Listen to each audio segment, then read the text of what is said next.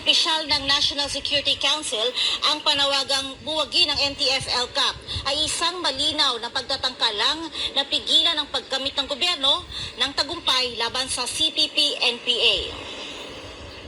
Ibinasura ng National Security Council o NSC ang mga panawagan ng mga makakaliwang grupo na buwagin ang National Task Force to End Local Communist Armed Conflict o NTF-ELCAC. Ayon kay NSC Assistant Director General Jonathan Malaya, tutol ang ahensya sa abolisyon ng NTF-ELCAC sapagkat wala naman itong batayan. Maaari ring ayaw lamang anya ng makakaliwang grupo na magtagumpay ang gobyerno sa laban nito kontra Communist Party of the Philippines, New People's Army National Democratic Front o CPP-NPA-NDF.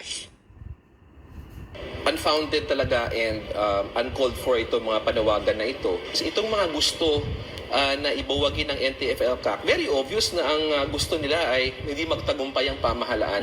Gusto nila magtuloy-tuloy lang ang NPA, gusto nila magulo pa rin yung ating mga barangay. Correct. Ayon pa kay Malaya, ang Gusto mga nila magpatuloy magpapatuloy sila na nagbibigay lamang ng mga walang kwentang ideya sa papatay ng paniniwalang anti-peace at mga military. anti-development. Ibinahagi ng NSC official na malaking tulong ang NTF-ELCAC sa pagpapahina ng mga guerrilla front. Kaya nga. Binigyang din ni Malaya na ang nasabing task force ay naging instrumento at game changer sa matagumpay na kampanya laban sa NPA at kanilang mga kaalyado at front organization. Ipinahayag din ng opisyal na hindi kailanman tatanggalin ni Pangulong Bongbong Marcos ang isang task force na kanyang pinamumunuan at napatunayang matagumpay sa pagdadala ng kapayapaan at kaunlaran sa mga malalayong lugar sa bansa.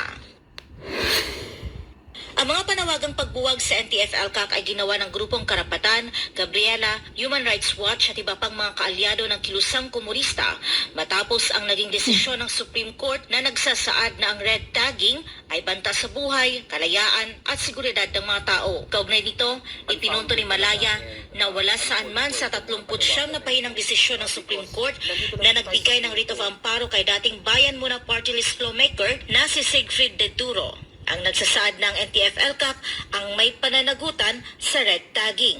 Ang desisyon ng SC ay walaan niyang kinalaman sa NTF-ELCAC. Meron po kasing desisyon na linabas ang Supreme Court on this case. In that case, there was a petition for a writ of amparo. And sabi ng Supreme Court, mali daw na yung Regional Trial Court ay kaagad-agad dinismiss yung kaso without giving the state or the government an opportunity to respond. And never did the Supreme Court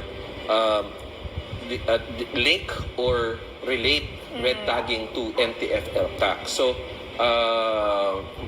maliwanag po yan. Ito lang pong mga makakaliwang grupo ang pinipilit na dinidikit ang NTF-ELCAC sa red tagging. Sa kabilang dako, nagpahayag ng pagkadismaya ang dating tagapagsalita ng NTF-ELCAC na si Dr. Lorraine Badoy sa naging desisyon ng Korte Suprema.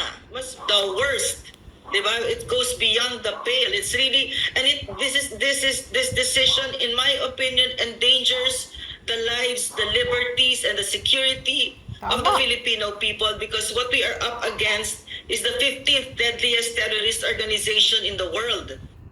Pinabura ng Korte Suprema si dating Bayan Muna Congressman De Turo na tinukoy ng mga dating kadre bilang ranking officer ng CPP-NPA-NDF. Binaligtad ng Matanda ka Supreme na, Court ang rebelde desisyon ka pa ng rin. Iloilo Regional Trial Court laban kay De Turo at pinagbigyan ng hirit nito ng petition for writ of amparo matapos umanong mabiktima ng red tagging. Matatandaan na mismong ang founder ng CPP-NPA-NDF na si Joma Sison ang tumukoy sa Bayan Muna bilang legal front na makalaban ng gobyerno. Giit ni Sison, sadyang binuo ang Bayan Muna na ngayon ay isang party list organization kasama ng ACT Teachers, Gabriela at Kabataan para pasukin ang pamahalaan sa legal na paraan. Noong Disyembre taong 2018, nilagdaan ni dating Pangulong Rodrigo Roa Duterte ang Executive Order No. 70 na lumilikas sa NTF-ELCAC. Ang nasabing task force ay naglalayong wakasan ang mahigit 5 dekada ng insurensiya na kinasasangkutan ng CPP-NPA-NDF. Idineklara na rin ng Anti-Terrorism Council o ATC ang CPP-NPA bilang terorista, kahanay ng iba pang terrorist groups gaya ng Islamic State East Asia, Mauti Group at Dawla Islamiyah. Para sa Diyos at sa